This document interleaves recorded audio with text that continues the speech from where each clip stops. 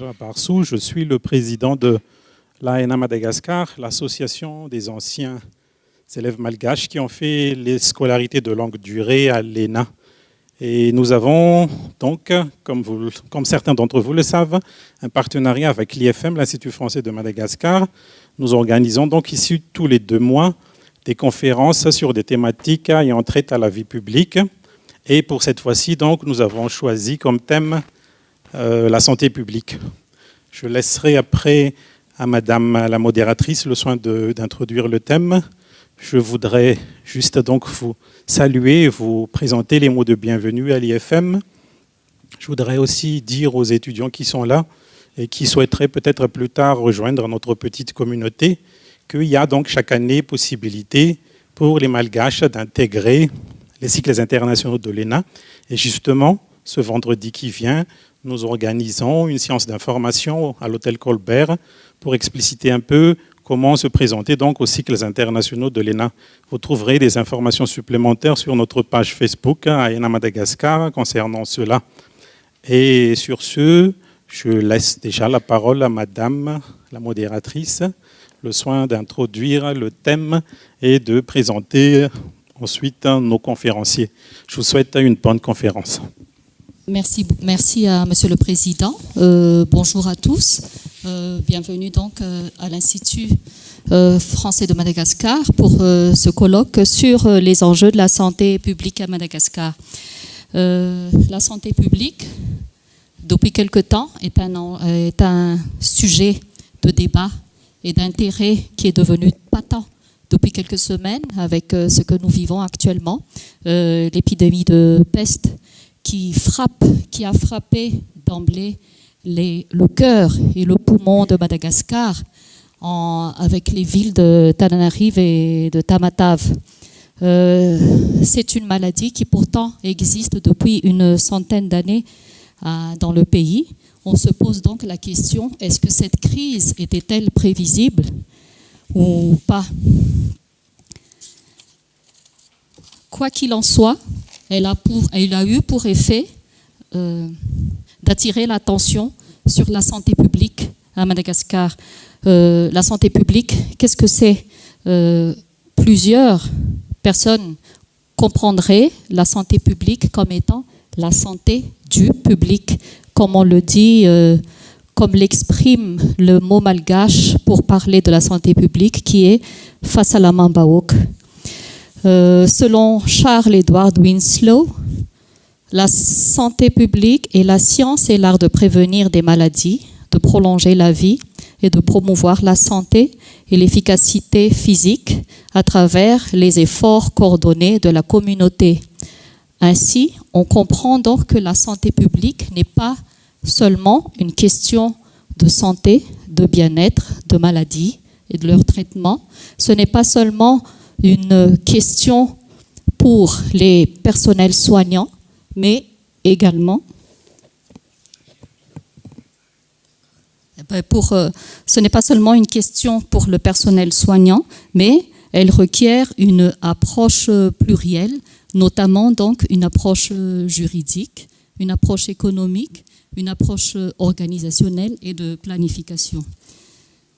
Aujourd'hui, notre société est parfois impuissante face à l'émergence des risques sanitaires, comme nous l'avons dit tout à l'heure.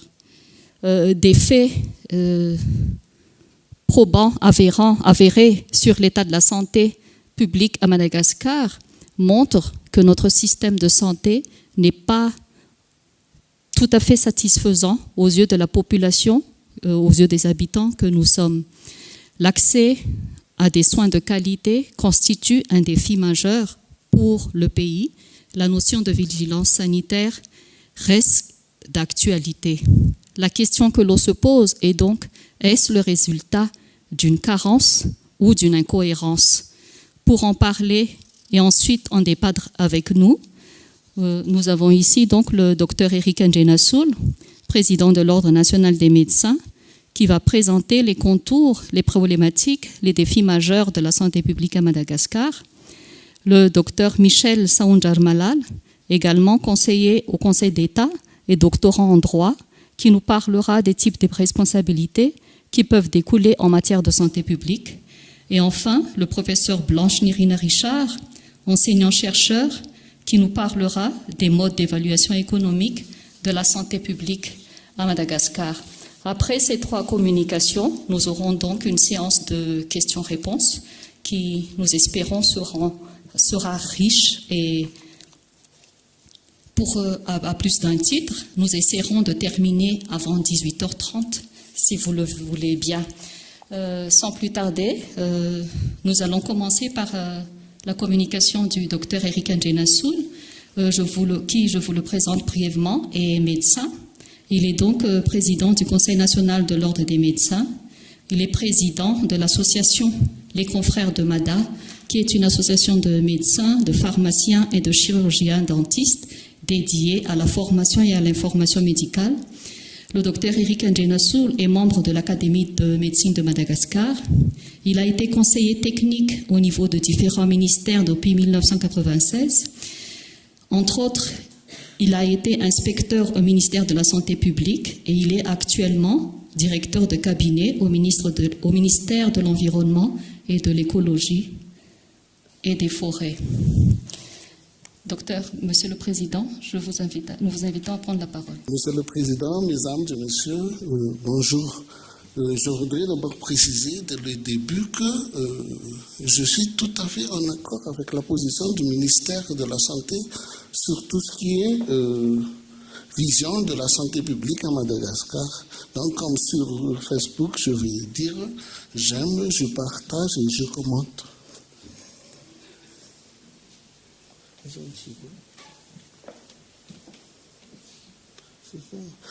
Il me revient donc de vous parler de la santé publique, c'est-à-dire surtout des défis en matière de santé publique à Madagascar.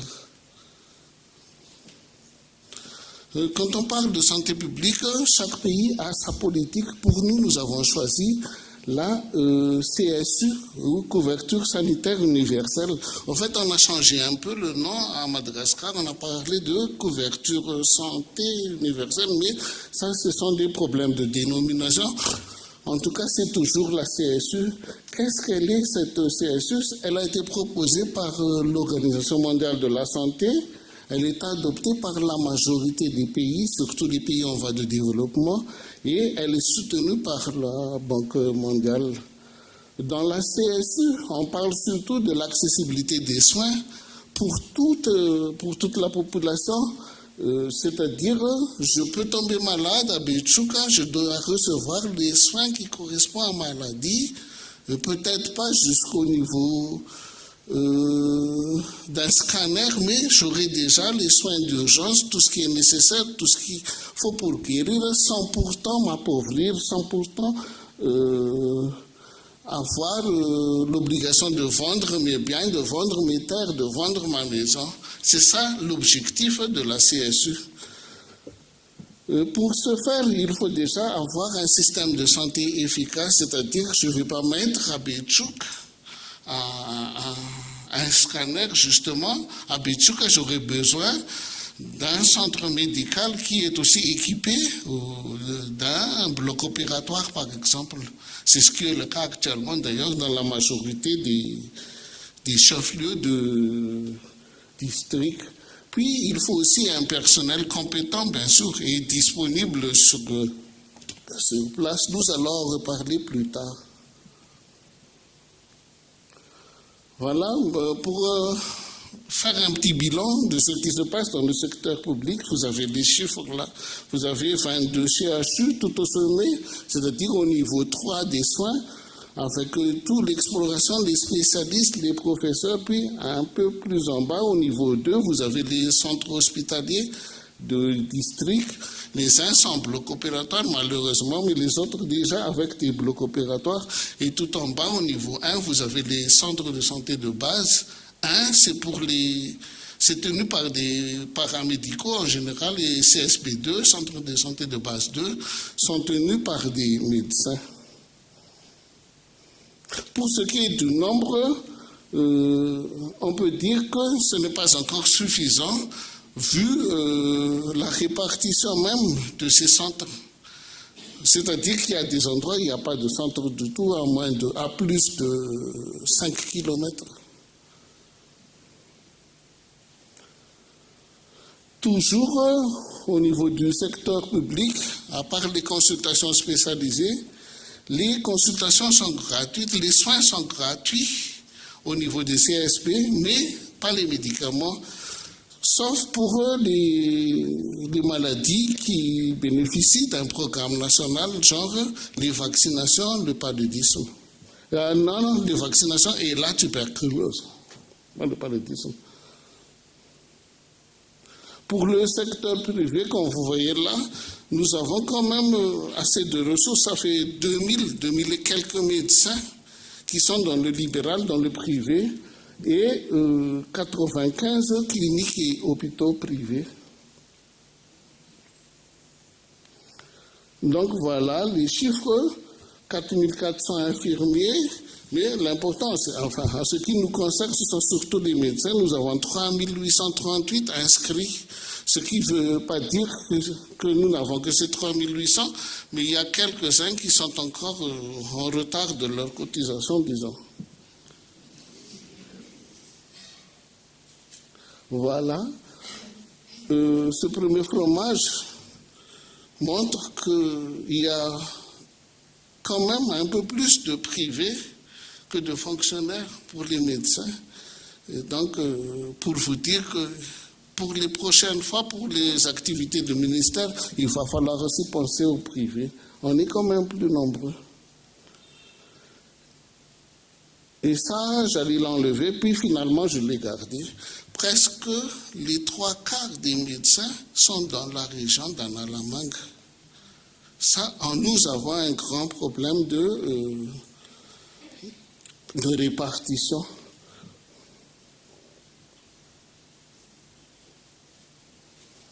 Par rapport au niveau de formation, contrairement en France, dans les pays avancés où presque tout le monde est spécialisé, pour nous, nous avons presque les 3/4 qui sont des généralistes, ce qui est bien dans le sens que ce sont des gens qui vont travailler en brousse, en général, et les spécialistes sont réservés pour les centres avec un bloc opératoire ou pour les centres avec des spécialités.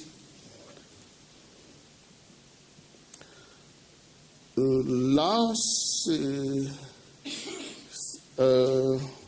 je vais plutôt parler de la raison pourquoi nous n'avons pas beaucoup de médecins en brousse. Il y a l'insécurité, bien sûr, ça se comprend. C'est pareil aussi pour les enseignants, c'est pareil pour tout le monde. Personne ne veut aller en brousse, surtout qu'après des études aussi longues, on n'a pas vraiment envie de revenir en brousse. Il y a l'éducation des enfants, où est-ce qu'on va les mettre? Le salaire, oui, ça c'est une autre discussion. Après un bac plus 8, je pense qu'en général, le salaire n'est pas très motivant. Puis le confort, c'est évident. Le travail du conjoint, généralement, un médecin, après 8 ans après le bac, il est marié, donc il faut bien penser à chercher un travail pour sa femme. Et puis le plan de carrière, là c'est une lacune chez nous à Madagascar. Il n'y a pas de plan de carrière du tout. On peut être au niveau d'un CSP2 tout au long de sa vie sans avoir aucune chance d'avancer dans la profession. Et c'est pour ça d'ailleurs qu'actuellement, nous, au niveau de l'ordre, on est en train de chercher un partenaire pour assurer une formation continue afin que les jeunes puissent évoluer dans leur carrière. Et voilà, c'est tout. Je voulais seulement terminer en disant que nous avons la compétence, nous avons les médecins, nous avons les professionnels, nous avons la volonté, mais seulement il nous manque vraiment les moyens de nos ambitions. Je vous remercie de votre aimable attention. Nous remercions le président de l'Ordre des médecins pour cette brève, mais ô combien lourde de sens, sur cette communication. Merci, Monsieur le Président, d'avoir rappelé l'importance de la couverture santé universelle, une stratégie sur laquelle Madagascar s'est engagé déjà depuis 4 ans, je crois. Le docteur Angel ne me contredira pas. Et d'avoir pointé également donc, les défis du secteur du système de santé actuel en termes d'accessibilité des soins, aussi bien en termes de répartition géographique qu'en termes numériques, qu'une carence qualitative des ressources humaines. Vous avez également pointé l'importance du secteur privé dans le système de santé à Madagascar, et nous pensons que si le président de l'Ordre des médecins assure de la disponibilité des médecins et de leur engagement pour une amélioration de la santé publique, nous pensons, nous espérons, n'est-ce pas, cher public, que nous pouvons en prendre acte. Voilà, nous allons enchaîner assez rapidement sur la deuxième communication qui sera faite par le docteur Saoundja Malala Marie-Michel, qui est donc médecin, mais qui est également doctorant en droit à l'université de Montpellier. Elle est juge administratif au Conseil de l'État, ici à Tananarive, Madagascar, et elle va nous parler des risques à l'hôpital, n'est-ce pas, docteur? Merci. Donc, bonsoir à tous. Si telle a été la problématique ou bien les enjeux au sein du système de responsabilité à Madagascar, il est clair que le système de santé à Madagascar est générateur de risques et que la réalisation de ces risques ou bien des événements dommageables n'est pas sans conséquence sur l'état de santé ou bien l'intégrité corporelle du patient ou bien de la population en général. C'est pour cela que nous allons parler des conséquences des éventuels manquements à des règles de comportement ou bien à des obligations prédéterminées fixées par la loi ou bien par les règles coutumières ou par les règles de bon sens. Donc, on va parler de la responsabilité médicale et hospitalière face aux risques sanitaires. Il est clair que pour parler de responsabilité médicale, cela concerne les médecins en termes génériques, c'est-à-dire le corps médical, paramédical. Il ne faut pas oublier que le Code de la santé malgache a légalisé la pratique de la médecine traditionnelle, ce qui suppose que lorsqu'on parle de responsabilité médicale, il devra, à partir d'aujourd'hui, inclure les tradis praticiens. Après, on va parler de la responsabilité hospitalière. Il faut remarquer déjà ici, au début, que l'offre de soins dans le système de santé à Madagascar est partagée entre le secteur public et le secteur privé, c'est-à-dire qu'on va essayer de voir la responsabilité, l'engagement de la responsabilité des hôpitaux privés, des cliniques et également des hôpitaux publics, et ce, face aux risques sanitaires. Avant d'aller plus loin, il faut quand même délimiter la notion de risque qui est assez difficile. Il n'existe pas de définition commune, quoique certains auteurs comme l'UNAM pensent que c'est une situation problématique qui ne peut être décrite avec précision suffisante par le vocabulaire existant. Mais l'OMS a toutefois ajouté d'autres dimensions dans la définition de la notion de risque, dimensions sociales, économiques, biologiques ou comportementales.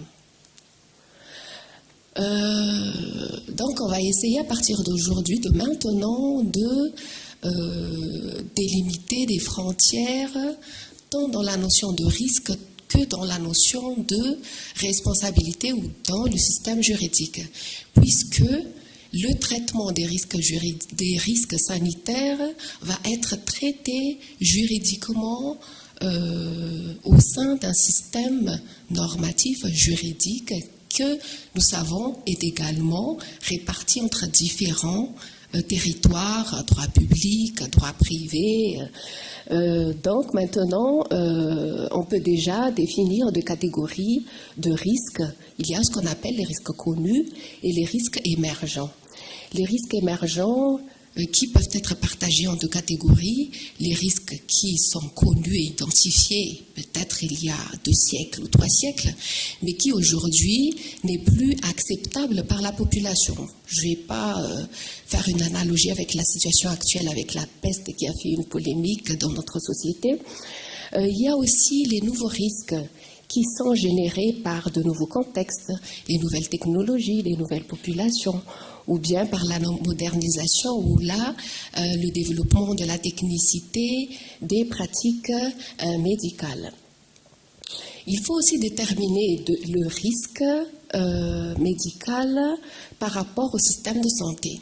Il y a ce qu'on appelle les risques liés à l'intérieur du système de santé, qui sont liés aux professionnels, qui sont les risques thérapeutiques, les risques médicaux et les aléas thérapeutiques. Il y a aussi les risques à l'intérieur du système de santé qui sont liés aux actes ou bien décisions de l'administrateur de soins, de santé ou bien le gestionnaire.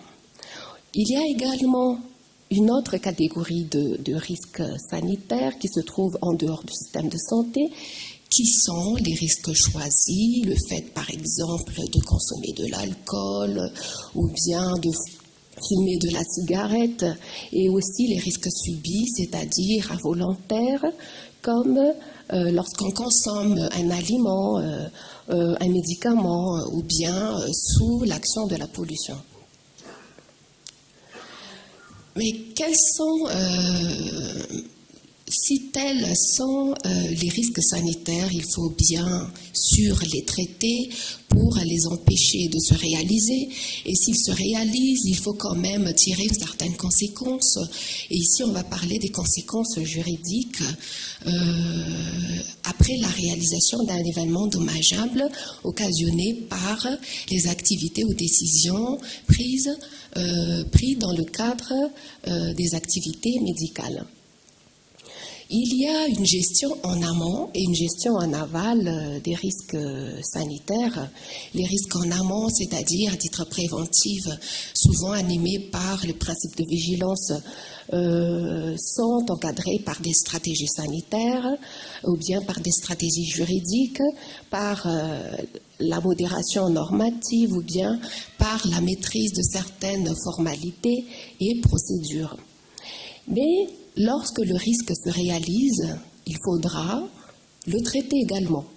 Et c'est cette deuxième partie que nous allons surtout traiter aujourd'hui, que la réalisation de ces risques sanitaires n'est pas sans conséquence sur la responsabilité de leur auteur. Donc, il y a 3 voies. Il y a 3 voies de traitement des risques sanitaires ou bien des dommages causés par la réalisation de ces risques. À travers les systèmes de responsabilité, à travers les systèmes de réparation, mais il ne faut pas oublier qu'il y a une autre voie non contentieuse à travers les modes alternatifs de règlement des litiges.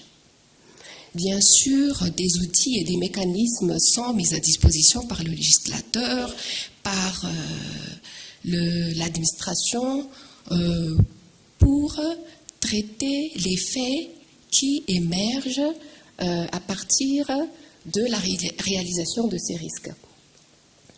Donc il y a un carré, je ne vais pas dire que c'est un carré parfait, mais il y a 4 juges qui vont essayer de traiter séparément ou conjointement, on va essayer de voir plus tard. Il y a le juge civil, le juge administratif, le juge pénal et le juge disciplinaire. Devant le juge civil va utiliser la LTGO, la loi sur la théorie générale des obligations.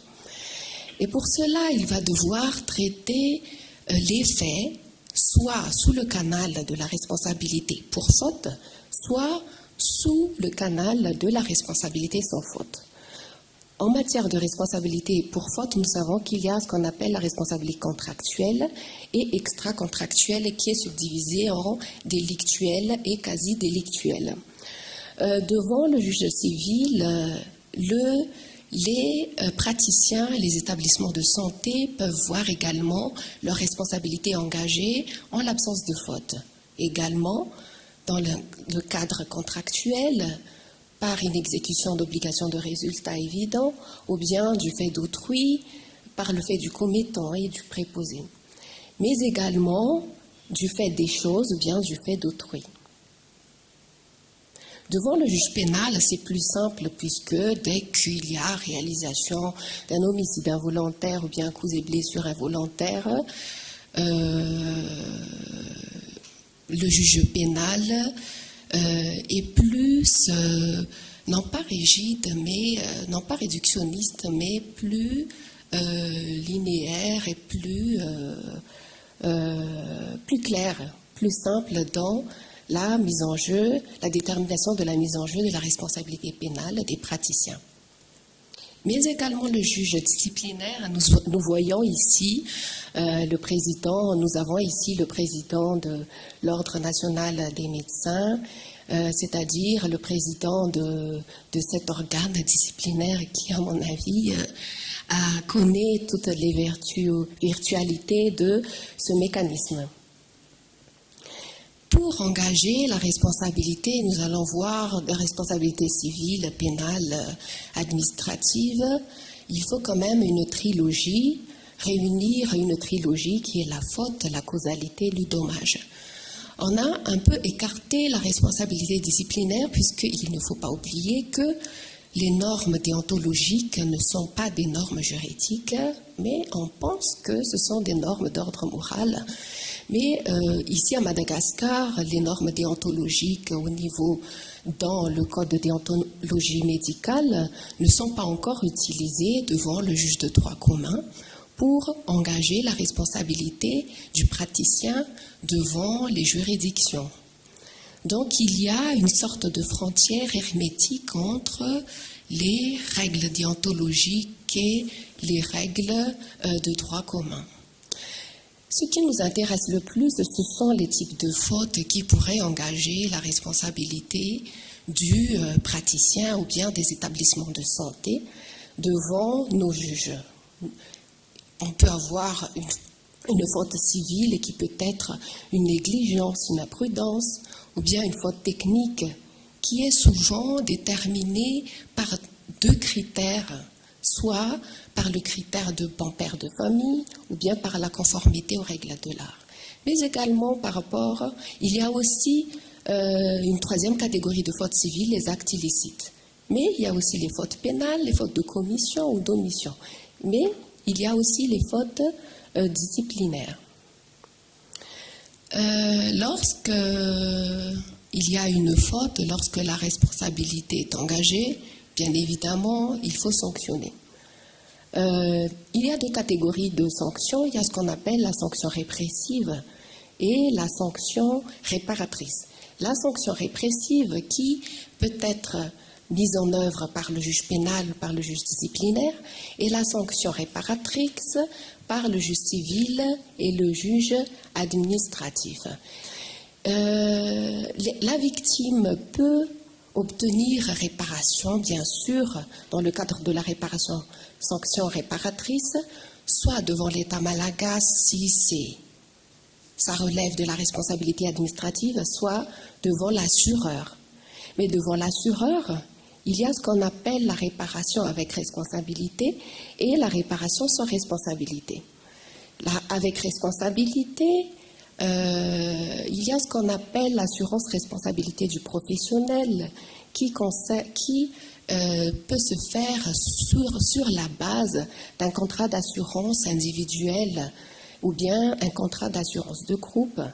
Mais il y a une deuxième catégorie de réparation assurantielle en l'absence de responsabilité dans le cadre de régime des accidents et ou l'assurance des personnes. À titre d'illustration, pour que nous puissions comprendre comment le juge malgache raisonne face à l'émergence de ces risques sanitaires. Comme ce que a dit Monsieur le Président de l'Ordre tout à l'heure, j'aime, je partage et je commente. Donc je suis là pour vous partager quelques passages des jugements ou arrêts produits au niveau de nos juridictions. Dans cette première affaire j'ai nommé affaire dite Lipom, il y a une femme qui a consulté un médecin au sein d'une clinique privée. Après ça, on lui a fait pour une tumeur. On lui a prélevé, on lui a fait un prélèvement et le prélèvement a été envoyé dans un laboratoire d'analyse privé. Après ça, le laboratoire d'analyse et le médecin ont conclu à un cancer. Mais après ça, la dame a consulté un deuxième médecin qui a totalement contredit le premier diagnostic. Et le juge civil a conclu que ce faux diagnostic a été préjudiciable moralement, physiquement et matériellement à la victime. Mais on n'a pas pu établir une imputabilité par rapport à la faute. Le juge n'a pas pu établir à qui appartient la faute. Est-ce que c'était la faute du médecin qui était au sein de la clinique ou bien du laboratoire? Après ça, il a condamné solidairement les deux. Dans l'affaire dite césarienne, ici, il est clair que pour le juge civil, la responsabilité civile est extra-contractuelle. Contrairement à la jurisprudence française qui pense qu'il existe une relation contractuelle implicite entre le praticien et le patient. Donc le juge civil malgache n'a pas cherché loin, il a tout simplement utilisé la LTGO et a conclu que la responsabilité du praticien est engagée en matière uniquement extra-contractuelle.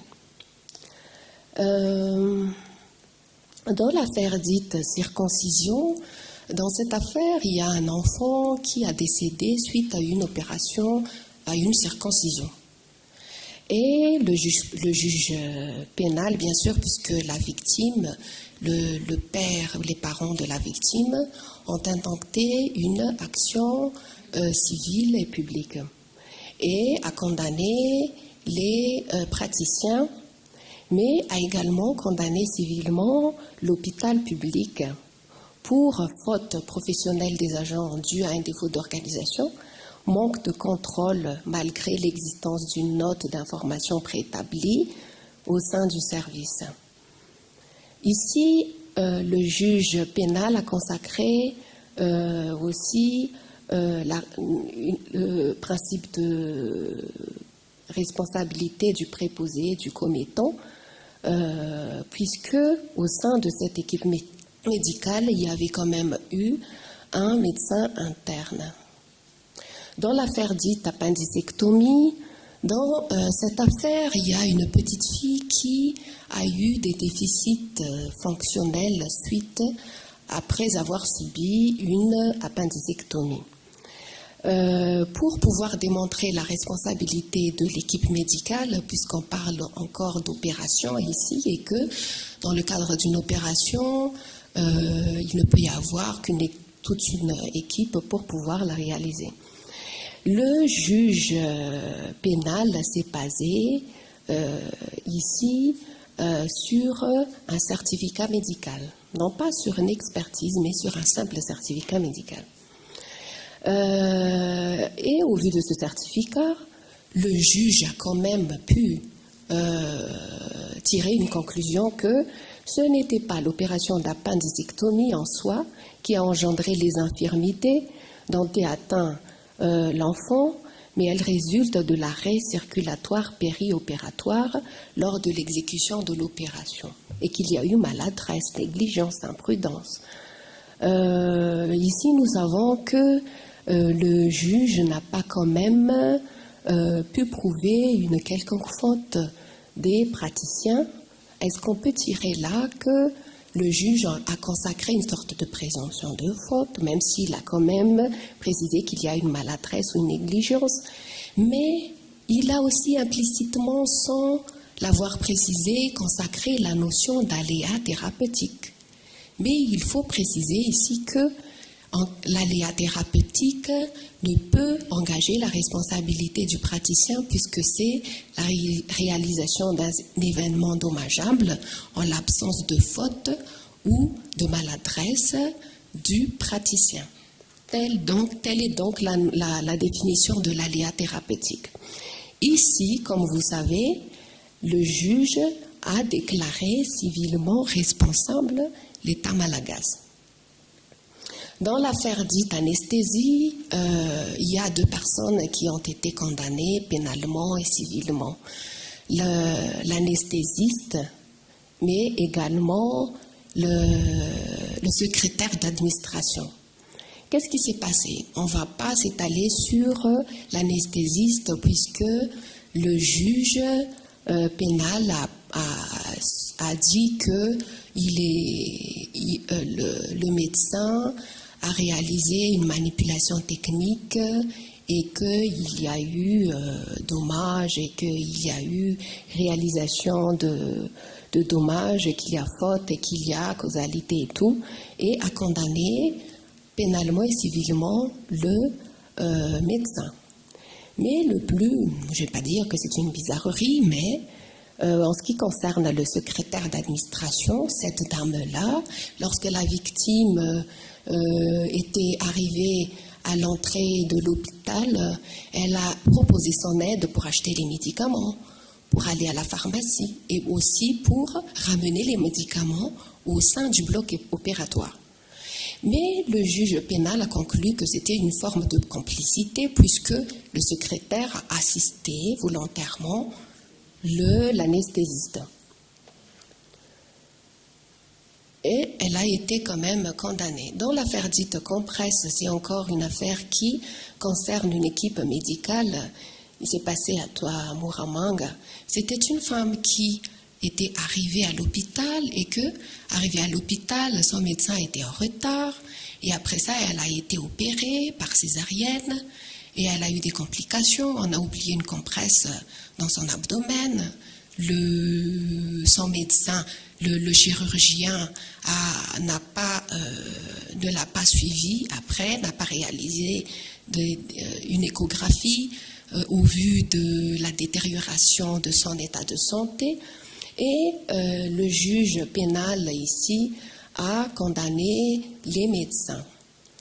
Mais ici, il n'a pas condamné l'instrumentiste puisque le juge a utilisé le critère de technicité, que lorsque le médecin n'est pas la personne qui intervient dans une équipe médicale n'est pas technicien, donc on ne devrait pas engager sa responsabilité. Tel a été le cas de l'instrumentiste au sein de cette affaire.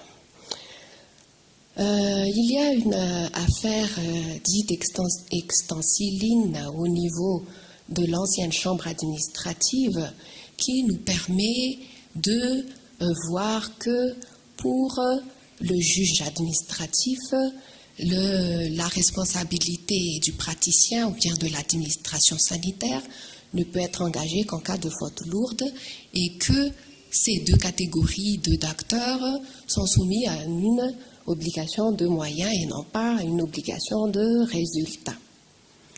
Dans cette affaire dite fil de lin, également au niveau de la chambre administrative, le juge administratif a dit ici que le fait d'utiliser un fil de lin pour les besoins d'une opération de ligature ne constitue pas une faute médicale. Il ne faut pas oublier que les données acquises de la science évoluent avec le temps, mais aussi par rapport à un milieu déterminé.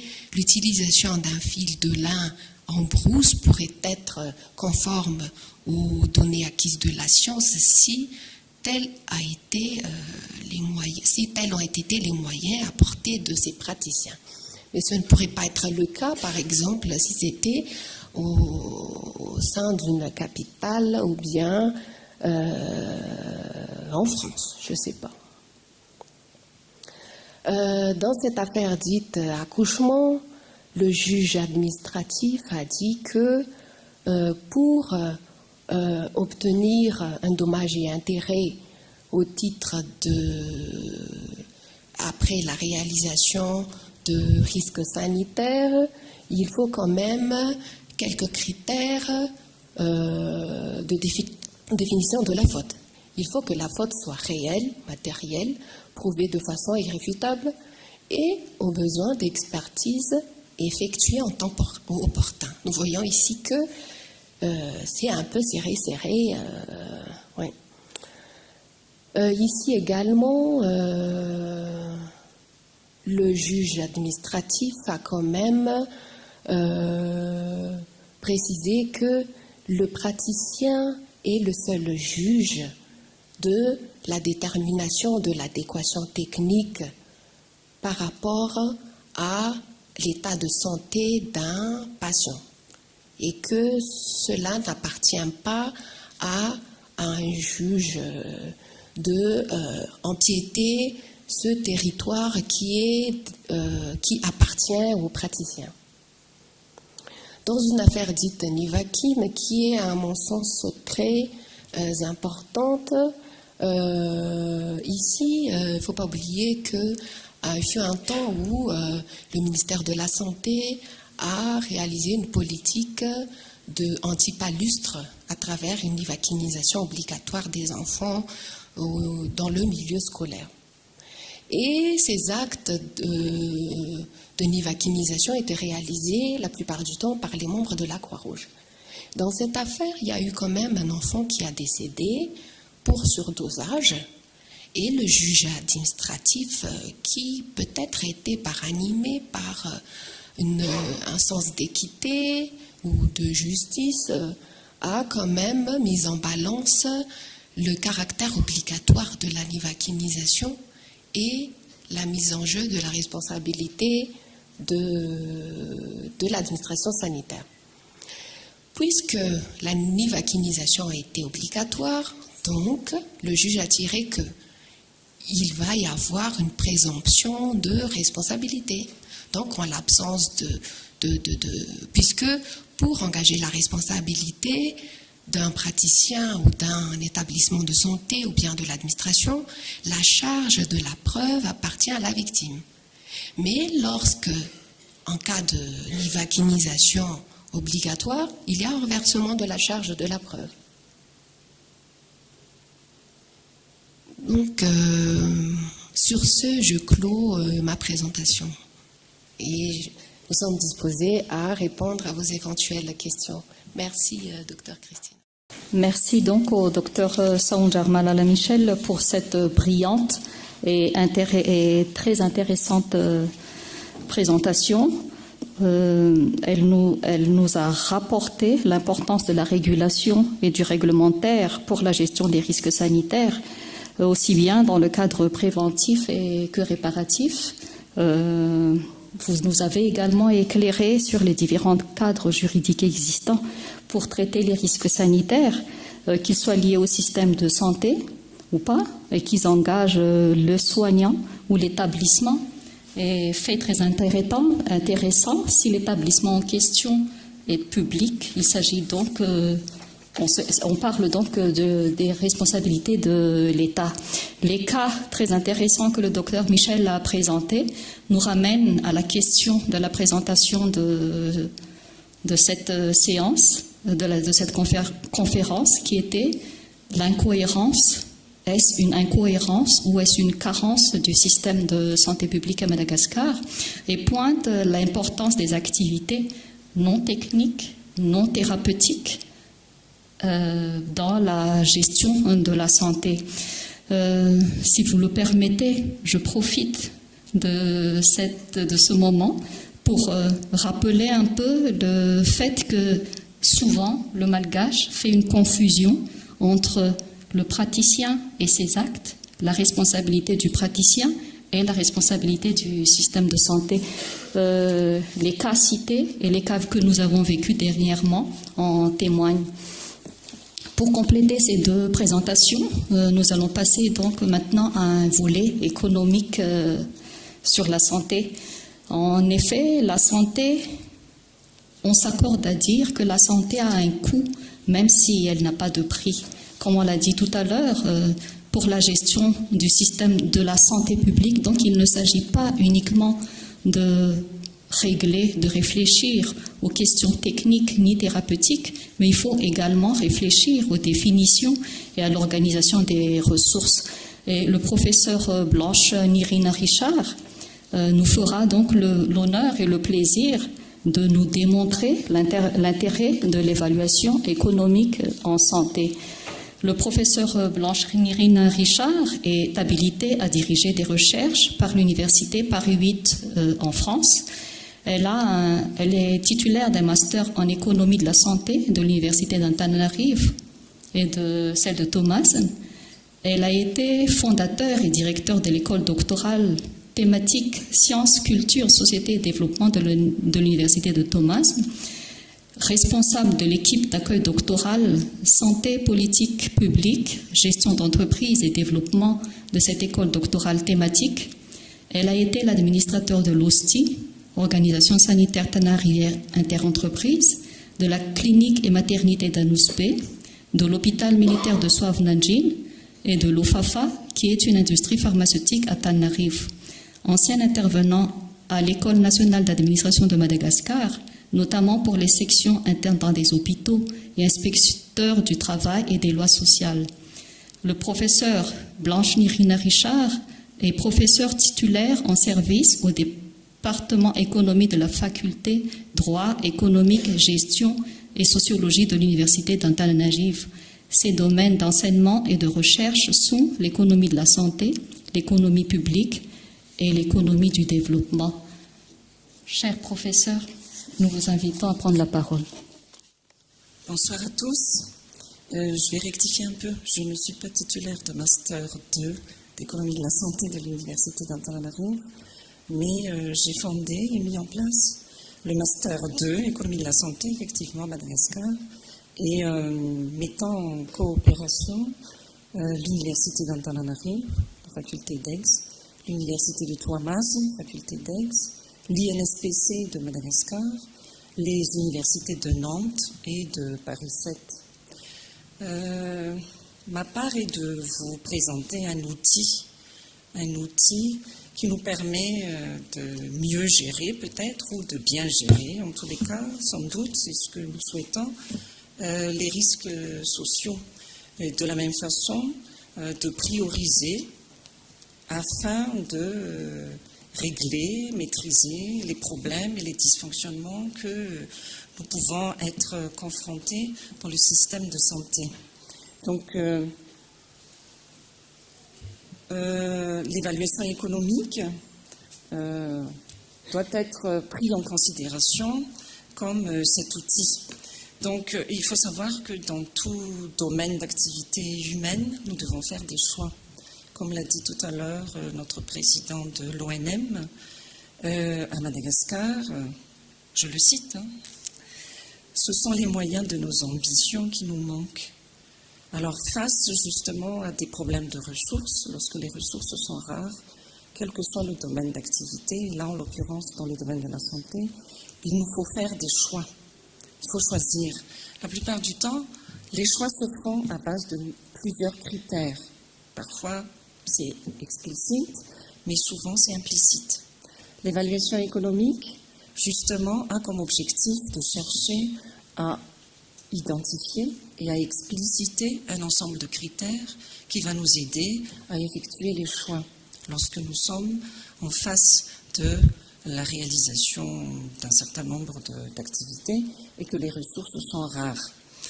D'après ces objectifs, l'évaluation économique est donc une analyse comparative d'options possibles face aux problèmes de santé, face surtout aux risques sanitaires. Il importe, comme je l'ai dit déjà tout à l'heure, de prioriser et donc de faire des analyses comparatives d'actions possibles.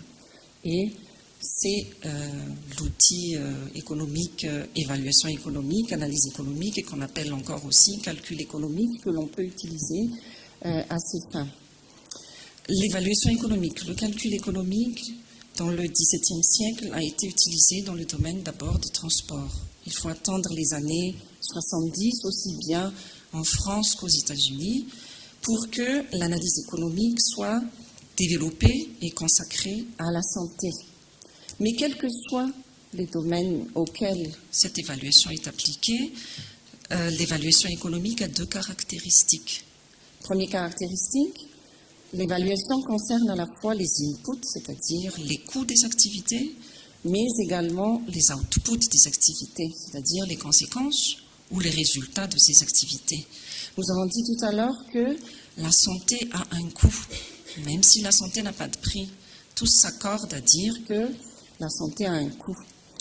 Et deuxième caractéristique de l'évaluation économique étudie les choix des acteurs, donc les agents économiques en règle générale.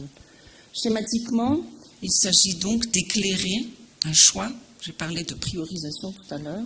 Lorsqu'on est en face de deux options, comment choisir entre A et B, deux possibilités d'action?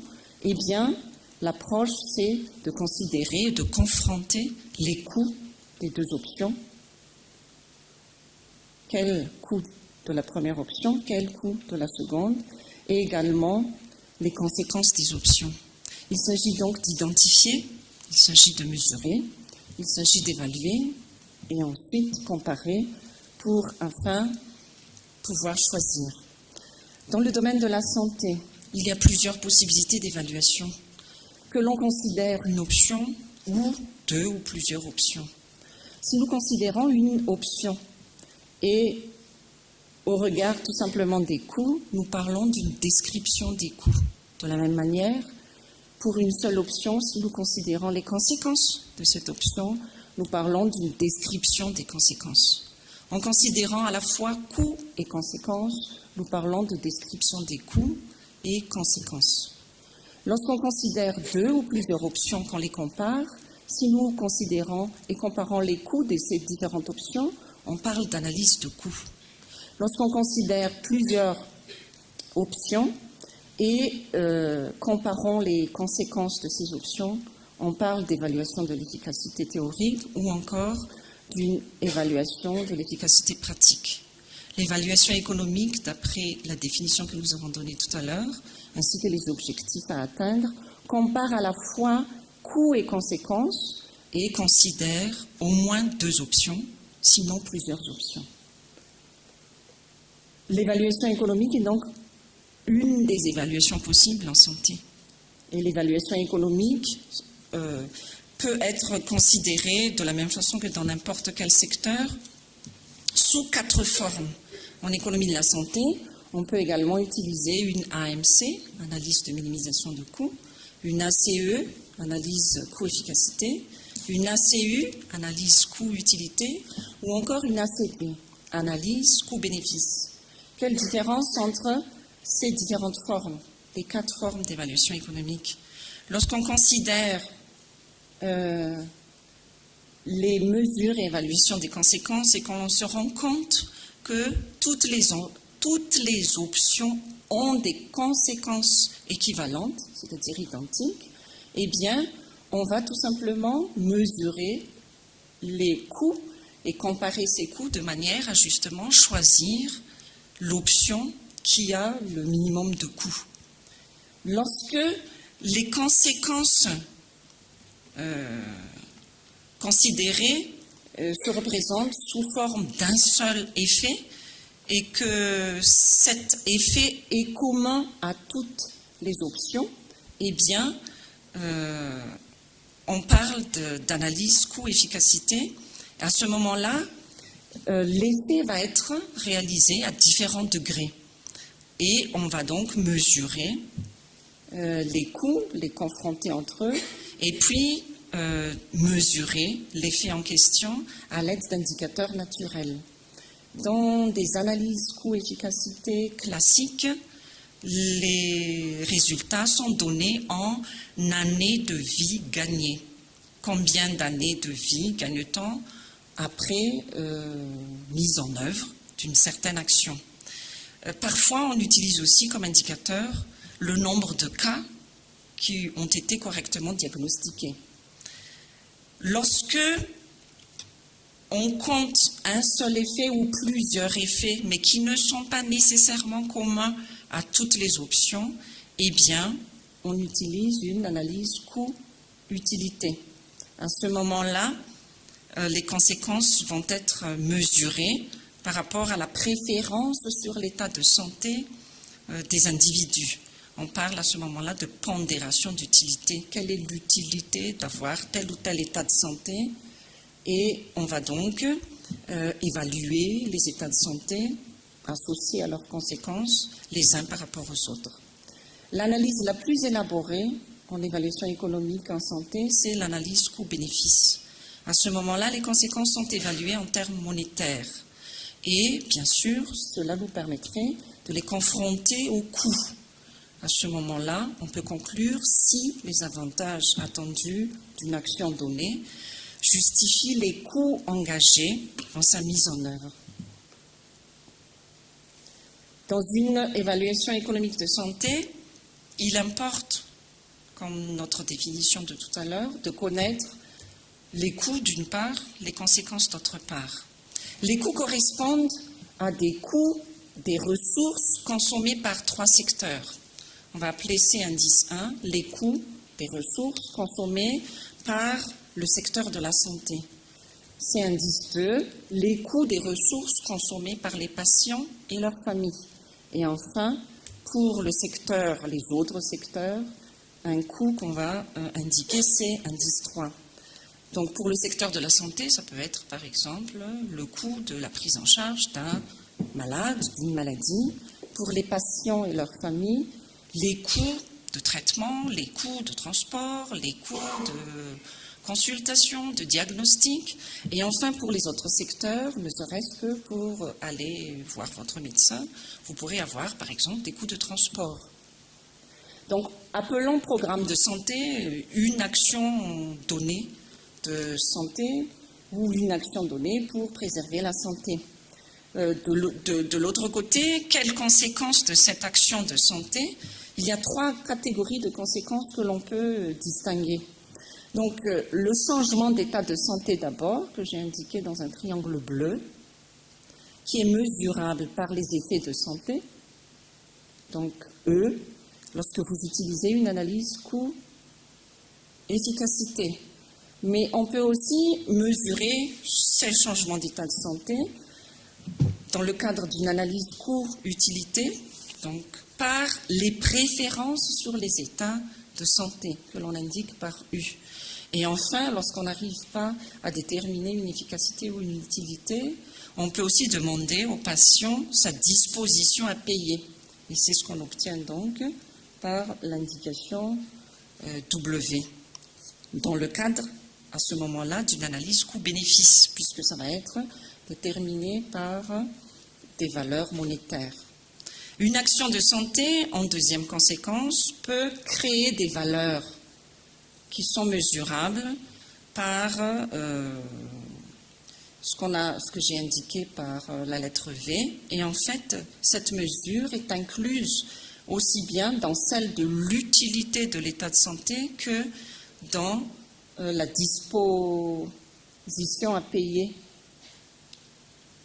Et ces valeurs créées après une action de santé, la plupart du temps, sont d'abord l'information, mais également le réconfort.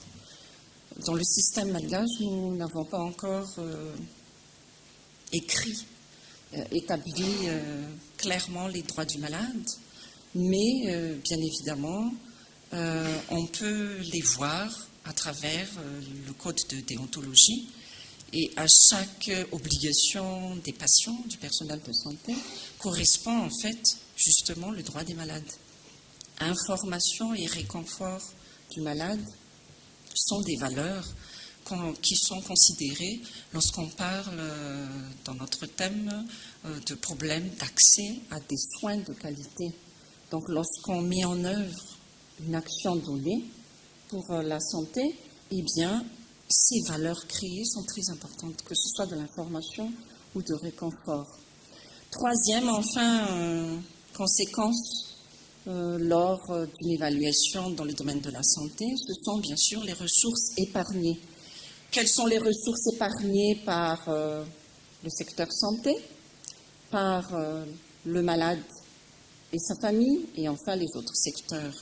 Ce sont des ressources mesurables de la même façon que les coûts, puisque ce sont bien sûr les reflets même des coûts. Donc voilà la composition d'une évaluation économique. Quel coût et puis quelles conséquences attendues d'une action de santé donnée. Bien sûr que l'on considère uniquement le coût des ressources consommées par le secteur santé ou à la fois par le secteur santé et les malades et leurs familles, on l'a dit tout à l'heure, ou les trois secteurs, nous aurons des résultats différents. De la même façon que si l'on utilise une AMC, une ACE, une ACU ou une ACD. Et de la même façon, le point de vue utilisé lors de l'évaluation est aussi très important. Lorsqu'on considère, par exemple, la société ou le patient, un coût pour le patient ne sera pas forcément un coût pour la société. Et de la même façon, si on considère le point de vue du payeur ou du producteur.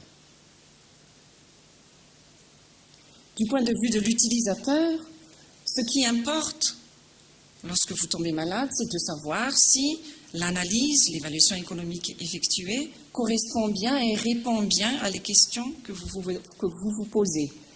Lorsqu'on doit faire des choix généraux, eh bien, il faut utiliser l'ACU ou l'ACD. À ce moment-là, on évalue un résultat pour éclairer globalement le décideur. Si des questions plus restreintes sont considérées, si on considère que le résultat, la conséquence a un intérêt en soi, eh bien, il faut utiliser à ce moment-là une AMC ou une ACE. L'évaluation économique en santé, nous l'avons vu tout à l'heure, est une des évaluations possibles en santé et ne traite donc qu'un aspect des décisions de santé. Pour que cette évaluation économique soit intéressante, il faudrait l'utiliser avec trois autres types d'évaluation. L'évaluation de l'efficacité théorique, l'évaluation de l'efficacité pratique et enfin la disponibilité d'un programme donné. Lorsqu'on parle d'efficacité théorique, efficacy en anglais, il s'agit de vérifier si le programme fonctionne. Est-ce qu'on, effectivement, on arrive dans la pratique à regarder que le programme est réalisé et atteint bien tous les bénéficiaires.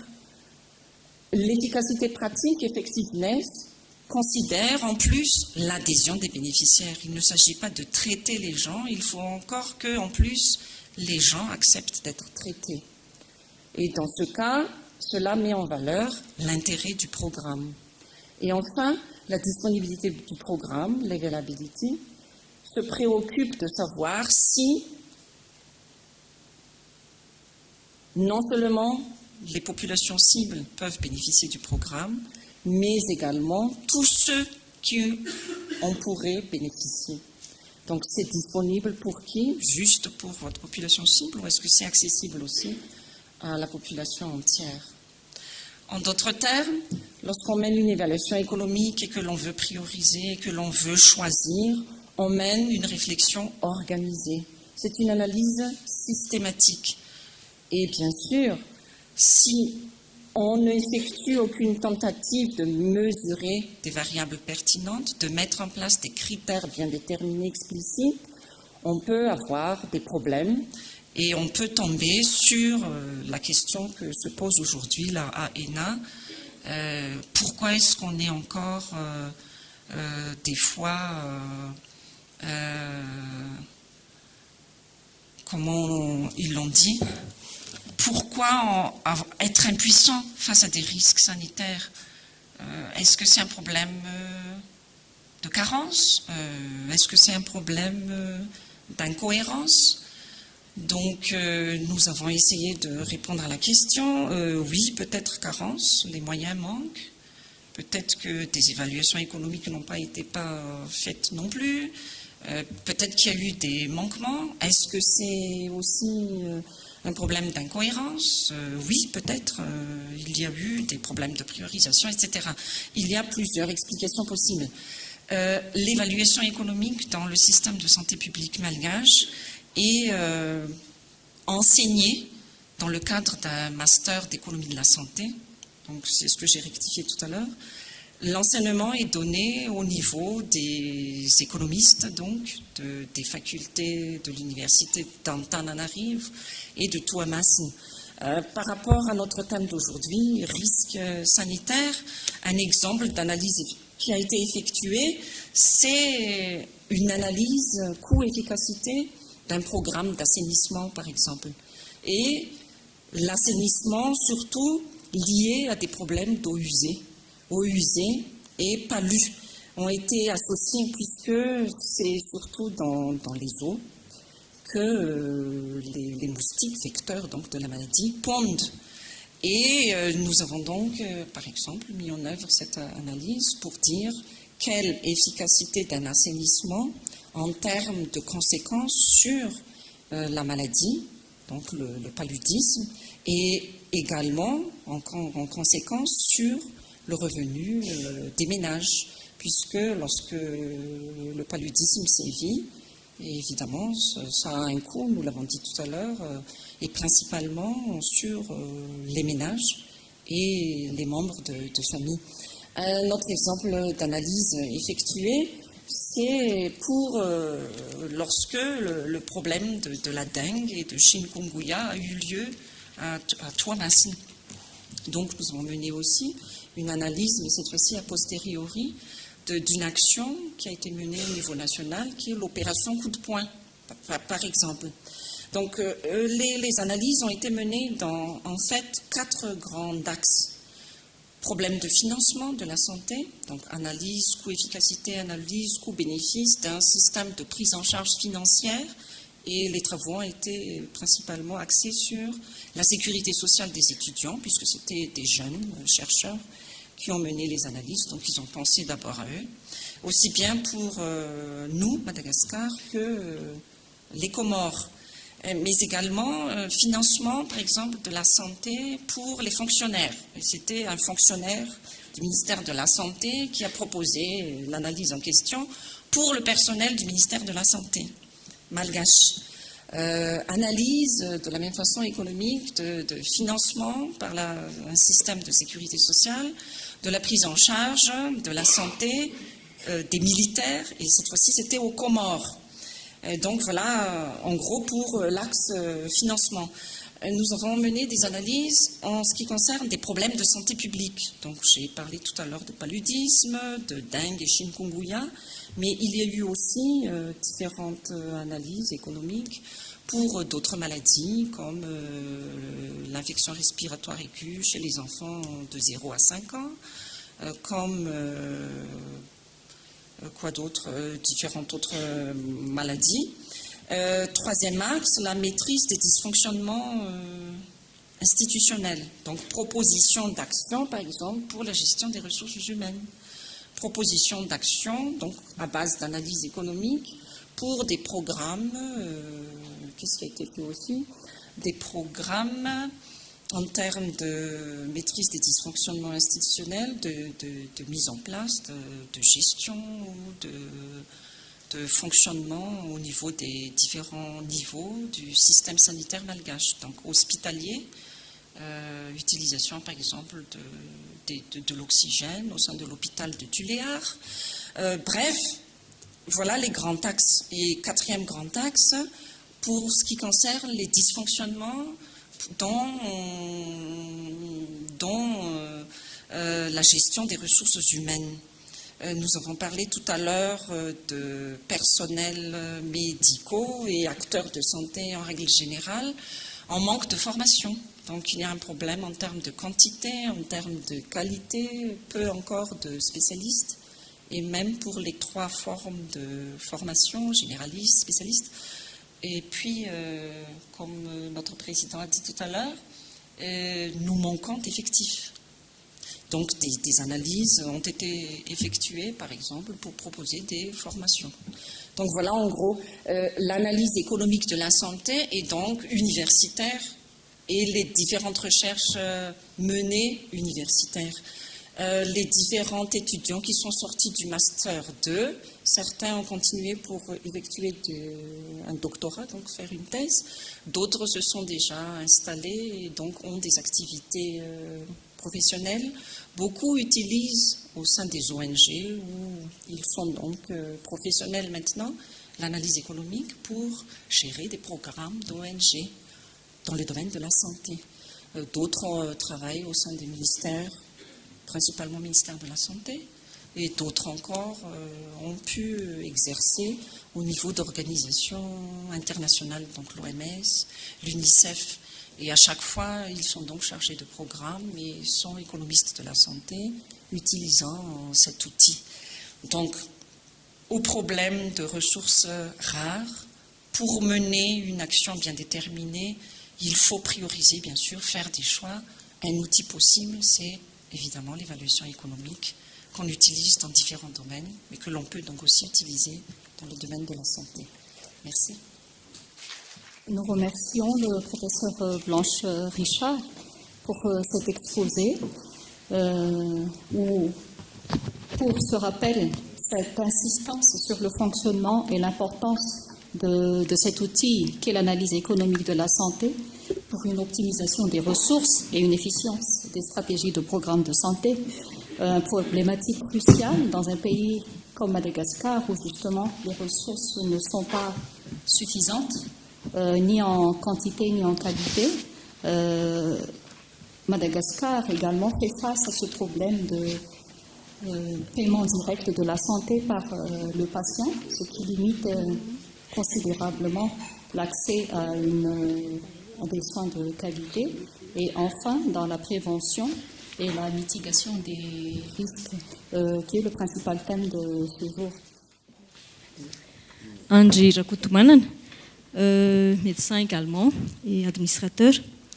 Je suis chef de service de la formation et du perfectionnement du personnel de santé au ministère de la Santé, à la direction des ressources humaines. Une question à Madame le juge. Une question par rapport à... En vous écoutant, je me suis dit, il n'est pas donc pertinent de rendre obligatoire, par exemple, une mesure prise par l'administration dans une situation d'urgence.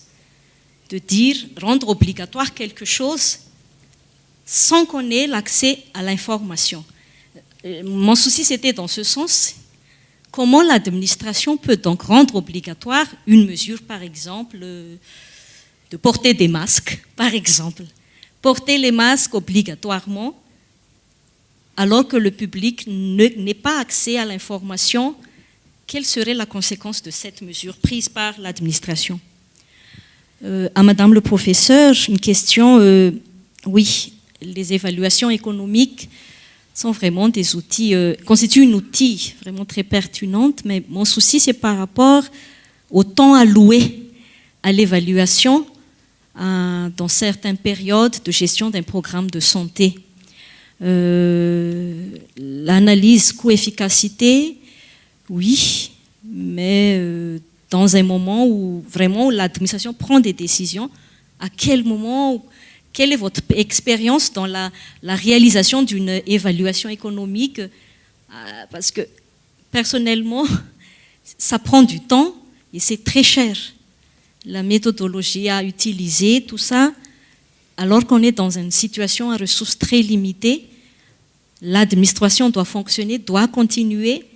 Comment aider l'administration donc à être efficace, à être plus systématique dans la prise de décision, sans qu'il n'ait pu réaliser une évaluation économique à temps réel ou à un moment donné de la gestion de l'administration.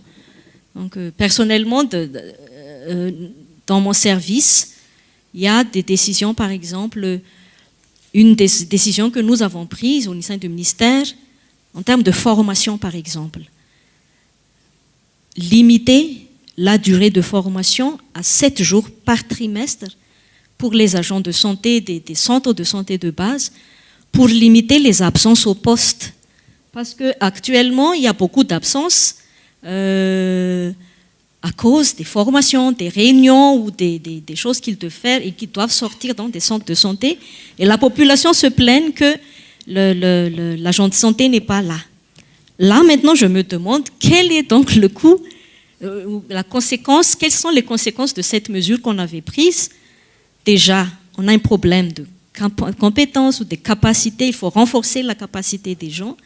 Une des solutions qu'on a trouvées, c'est de trouver des options de formation courte, continue, utiliser les nouvelles technologies pour apporter les informations aux agents de santé. Mais je me demande vraiment comment vous, les économistes, peuvent nous aider à prendre des décisions dans ce sens. Comment pourrons-nous travailler ensemble? Avez-vous des économistes à nous proposer et nous apporter conseil? Personnellement, je suis vraiment intéressée sur cette idée. Vraiment nous conseiller au fur et à mesure qu'on avance, parce que les études évaluatives, ça coûte très cher, à ma connaissance, mais j'aimerais avoir votre avis sur ce point. Merci. Rakotson Philippe, je suis médecin et sociologue. J'enseigne à l'université d'Antananarivo, département de sociologie. Ma question s'adresse à Monsieur le Président de l'Ordre. Ma question, c'est celle-ci. La santé pour tous figure comme point focal dans le plan national de développement et puis dans la politique générale de l'État. Je crois que c'est l'axe 21. Tout à l'heure, vous avez parlé de 3838 médecins qui exercent, je ne sais pas si dans la région en Alamangue ou bien dans tout Madagascar. Ma question, c'est celle-ci. Comment vont faire ces pauvres 3838 médecins pour soigner 23 millions de Malgaches? Est-ce que, dans ce cas, la santé pour tous n'est plus qu'un simple slogan, disons une vision pour amuser la galerie? Merci bien, monsieur le médecin. Je m'appelle André Miasaman, je suis étudiant en droit. Ma question s'adresse à Madame le juge. Vous avez dit que on peut engager pénalement la responsabilité d'un médecin, d'un praticien. J'aimerais vous demander, est-ce que c'est effectif? Parce que l'on sait tous que le juge pénal doit interpréter restrictivement la loi pénale. Et sur quelle base juridique peut-il, le juge pénal, peut-il engager la responsabilité d'un médecin? Parce que dans le code pénal, si on se base sur l'homicide involontaire prévu par le code pénal est juste, ce sont les accidents routiers. J'aimerais vous demander sur quelle base juridique le juge pénal pourrait engager la responsabilité pénalement d'un médecin. Merci. Il ne faut pas oublier que la protection de la santé est consacrée par le système juridique malgache, à commencer par le sommet des normes juridiques, notamment la Constitution, l'article 19 de la Constitution, qui dit que l'État garantit et protège la santé de la population. Et pour cela, il faudra mettre en œuvre ce principe. Quels sont les outils, qui sont les acteurs? Bien sûr, il y a le ministère de la Santé. il ne faut pas oublier que le ministère de la Santé est chargé de réaliser une mission de service public de santé pour protéger la santé de la population. Et on lui a doté des moyens d'action, y compris des moyens juridiques, à travers la possibilité de prendre des décisions, parfois d'arrêter, parfois de décret. Il ne faut pas oublier que ces décisions-là revêtent un caractère obligatoire. Il y a une force exécutoire, puisque le ministère de la Santé, en tant qu'administration, est doté de prérogatives de puissance publique et que les décisions qui sont prises par le ministère devraient être exécutées. Donc, pour apaiser votre doute, donc à l'origine, la décision devrait être appliquée par tous. Mais il appartient après au ministère de la Santé de mettre en œuvre. La mise en œuvre peut être à travers des stratégies sanitaires, par exemple la prévention, la précaution, la vigilance, le port de masques, par exemple. Mais il y a quand même ces stratégies sanitaires doivent être concrétisées à travers des mesures d'accompagnement, d'information, de sensibilisation, de compréhension. Donc il devrait y avoir une sorte de communication quand même entre l'État ou le ministère de la Santé et la population. Donc c'est une responsabilité globale. Cela ne reste pas seulement de la responsabilité uniquement ni de la population, ni du ministère de la Santé. Voilà. Je ne sais pas si j'ai pu répondre à votre question. En ce qui concerne la responsabilité pénale, c'est ça ? Responsabilité pénale du praticien. Il ne faut pas oublier que à l'origine du temps d'Angela Pounmirna, la première consécration de la protection, de l'encadrement de la pratique médicale s'est fait à travers une politique répressive. Pour qu'un guérisseur, à cette époque-là, pour qu'un guérisseur puisse avoir l'autorisation de pratiquer, il fallait qu'il réussisse à une épreuve de breuvage de poison, le Tengen. C'était une sorte d'autorisation implicite d'exercer la pratique médicale. Toutefois, il faut avoir toujours à l'esprit que le médecin, même s'il est médecin, il est quand même soumis aux mêmes règles que le commun des mortels. Ce n'est pas parce qu'il est médecin qu'il n'est pas soumis au code pénal.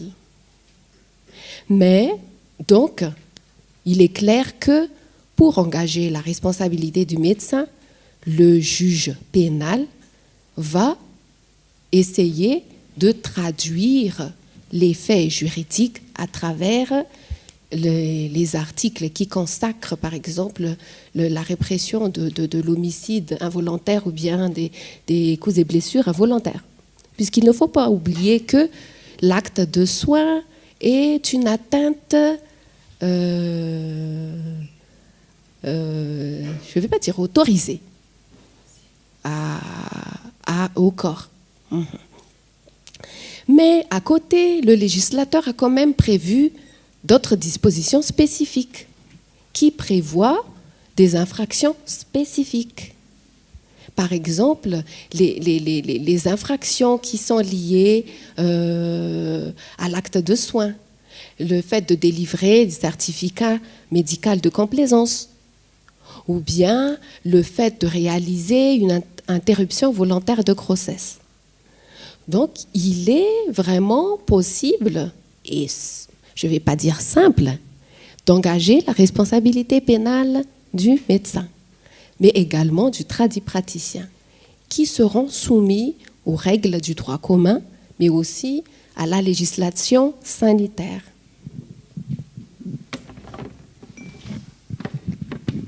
Merci au Dr Saoundjar Malala pour ces réponses qui, nous espérons, satisfait les...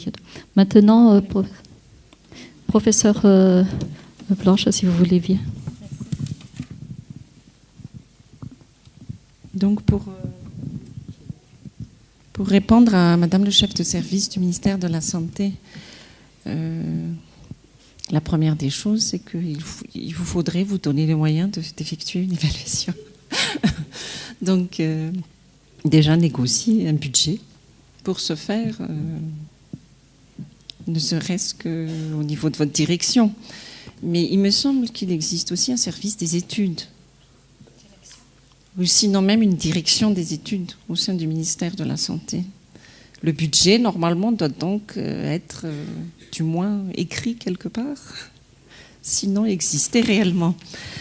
Mais pour dire que une évaluation économique, justement, rationnelle, vous permet d'éviter des pertes de temps, puisque les personnels ont droit statutairement à une formation. De toutes les façons, il faut donc savoir planifier ces formations et savoir gérer et organiser les formations de manière à ce qu'il n'y ait pas de problème d'absence. Là, d'emblée, tout de suite, comment vous aider? Oui, il faut faire une évaluation économique pour planifier et gérer au mieux. En plus, le ministère a un institut spécialisé dont le chef, le patron, n'est pas très loin de vous, là, et qui offre des formations.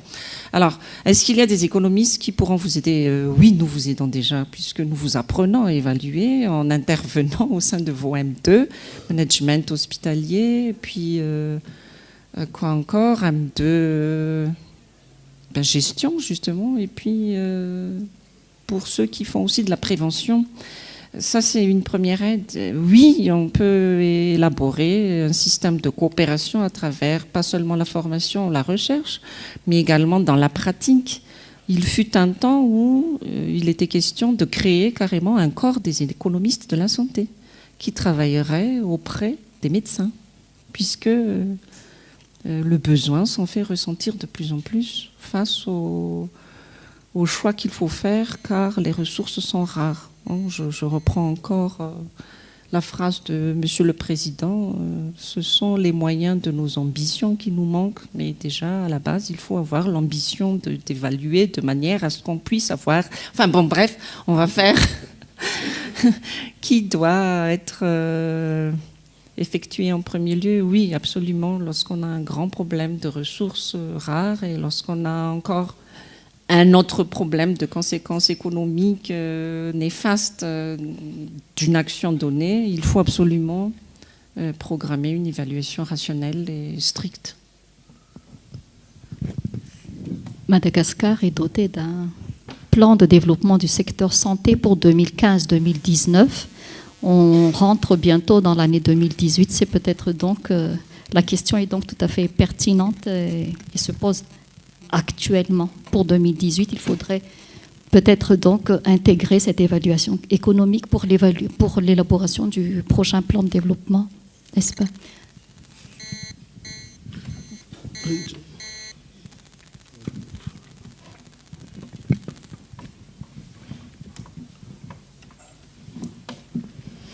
Merci. Pour répondre à votre question, je ne vais pas répondre d'abord au nom du ministère de la Santé, mais au nom de l'Ordre des médecins. Nous, à notre niveau, on constate effectivement qu'il y a beaucoup de manque de médecins, surtout en province, en Brousse. Sur les 3838, je l'ai bien marqué, presque les 3/4 sont dans la région d'Analamanga. Pour diverses raisons, je les recite, surtout l'insécurité et bien sûr l'éloignement et la motivation aussi. Donc tout ça, ça revient toujours au problème de budget. Et là, sincèrement, tout le monde a fait beaucoup d'efforts. Le ministère vient d'embaucher 350 médecins l'année dernière. C'est quand même formidable pour la santé. Puis ils ont mis les dirigeants actuels du ministère ont quand même limité l'exode urbain des médecins, dans le sens que personne ne peut plus quitter son poste avant 4 ans. Je crois qu'il y a eu cette règle-là, monsieur le directeur pourra le confirmer. Donc on a essayé de mettre quand même beaucoup de mesures d'accompagnement dans le recrutement des médecins. Donc vous pouvez être sûr, ça je peux l'assurer, qu'il n'y aura plus, enfin je l'espère pour tout le monde, de recrutement de médecins sur Tana. Mais on va y essayer, quoi. Enfin, nous-mêmes au niveau de l'ordre, pas pour l'instant, mais peut-être d'ici peu, on va mettre un numerus clausus pour l'ouverture des cabinets au niveau des grandes villes, pour favoriser l'installation des médecins au niveau périphérique. Voilà. Docteur Nadia Ratibaza, vice-présidente de l'Ordre national des médecins. À titre d'information pour les étudiants qui sont dans la salle, surtout ceux qui sont en droit, le code de déontologie est une application du code de la santé qui est une loi sur Madagascar. Donc les sanctions ordinales et disciplinaires sont applicables à Madagascar. Et pour le juge des médecins, selon le code de déontologie, l'article 40 du code de déontologie dit que pour faire sa profession, les médecins ont droit à une protection légale. Ainsi, pour l'arrestation des médecins, il faut toujours passer par le Conseil de l'Ordre national des médecins avant de juger un médecin, et donc il est utile de passer par le Conseil de l'Ordre des médecins. Bien sûr, je précise qu'il s'agit là d'une faute professionnelle, mais pas une faute de droit public. Voler un poulet, par exemple, ne relève pas d'une faute professionnelle. Il n'y a pas d'immunité doctorale, disons. Et donc, je suis Brigitte. Je travaille dans le tourisme depuis des années et des années. Et je suis là en tant que simple citoyenne parce que je m'intéresse justement à ces histoires d'enjeux de la santé publique. Parce que notre secteur a été, je ne sais pas comment on peut appeler ça, par cet épisode pesteuse à Madagascar, qui, on le sait déjà, il y en a tous les ans. Alors, nous sommes confrontés à un problème très particulier dans le tourisme. Quant à les tours opérateurs réceptifs de Madagascar emmènent les voyageurs se balader dans tout Madagascar. Il est impossible d'avoir, nous avons eu des chiffres, mais il est impossible d'avoir une cartographie des centres de soins ou des centres de référence ou je ne sais pas, en cas d'épidémie. Or, la gestion des risques en amont en tourisme est la garantie d'un produit satisfaisant. Ça, c'est le premier point devant... On a cherché dans les sites web et tout ça, ça n'existe pas. Donc, ça nous oblige à appeler tous les opérateurs dans tous les sites pour pouvoir avoir des informations réelles et actualisées. Et le deuxième point où nous butons également, c'est concernant le système d'assurance. Enfin, le système, comment goupiller les assurances santé Madagascar, les rapatriements et le système à l'international, parce qu'il y a beaucoup de pays qui n'acceptent pas ce que nous avons à Madagascar. Donc, ça, on est obligé d'avoir de créer des systèmes D pour pouvoir goupiller. Mais c'est une condition sine qua non dans la vente des packages. Merci. Au niveau du ministère de la Santé, existent des sites de veille sanitaire. Ne serait-ce qu'au niveau des sites de veille sanitaire, vous devez pouvoir avoir des recours. Mais lorsqu'il y a épidémie, comme dans le cas tout à l'heure de la peste, le ministère aussi informe quand même sur les lieux où il faut s'adresser en cas de problème. Donc, tout cela est véhiculé dans les médias. Alors, nous avons des responsables du ministère de la Santé. Je ne vais pas parler à leur nom, mais du coup, je pose la question pour vous, pour moi, pour tout le monde. La gestion des risques et catastrophes relève du ministère de l'Intérieur et par l'intermédiaire du BNGRC, normalement, vous devez aussi obtenir des informations à temps. En ce qui concerne les étrangers, normalement, tous les représentants des différents pays chez nous aussi doivent donner des informations à temps. Et normalement, les voyageurs à l'international doivent pouvoir s'assurer d'assurance santé rapatriement, pas forcément par les assureurs malgaches, mais par leur propre assurance, justement.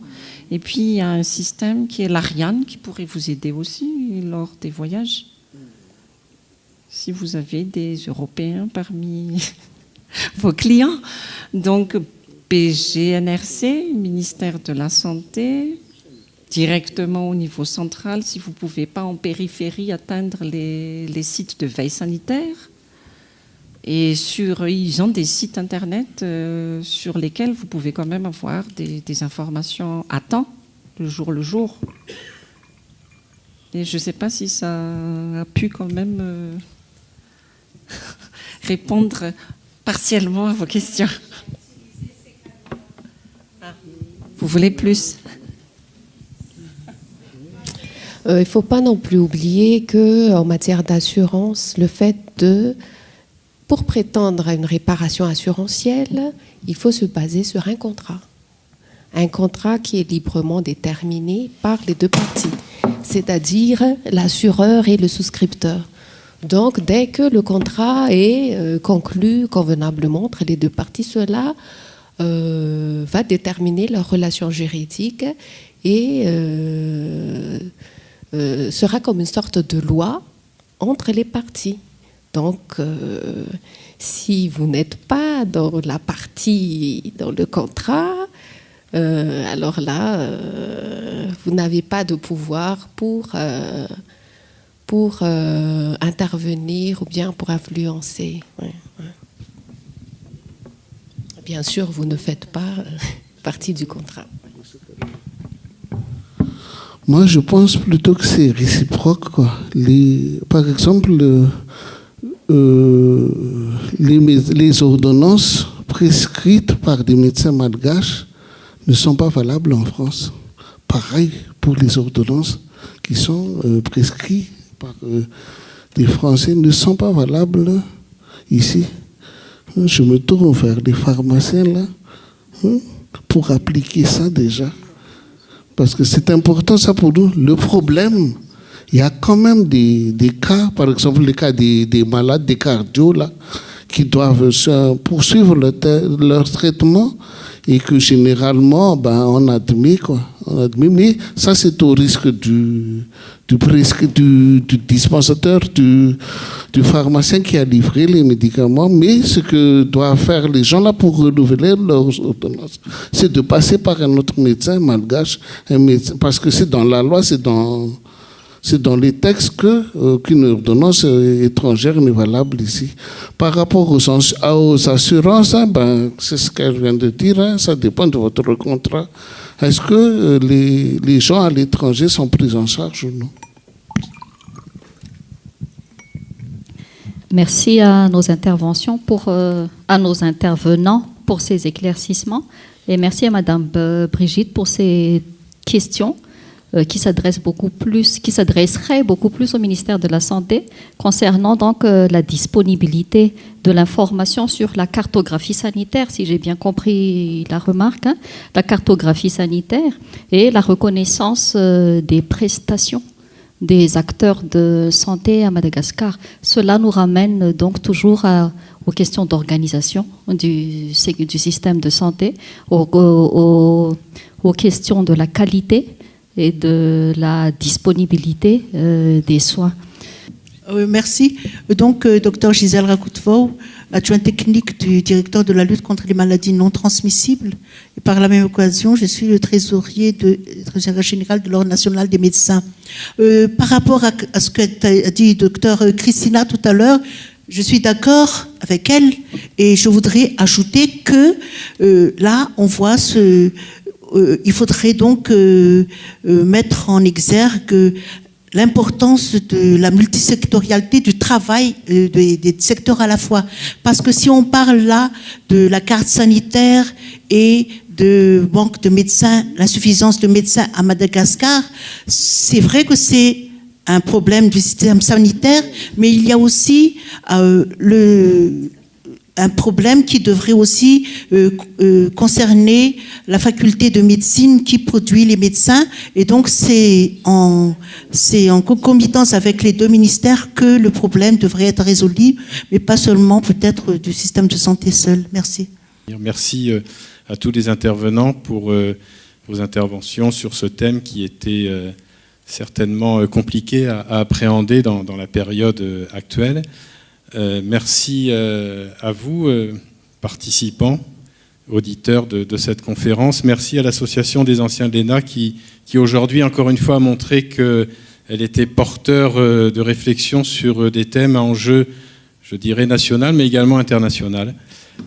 Prochaine conférence, Monsieur le Président, c'est le 5 décembre et elle portera sur les finances locales, j'allais dire un gros mot, la fiscalité locale, mais les finances locales qui rejoignent bien entendu ces enjeux de santé publique parce que vous avez évoqué les questions de budget et les finances locales, ça doit aussi permettre de financer les infrastructures de santé.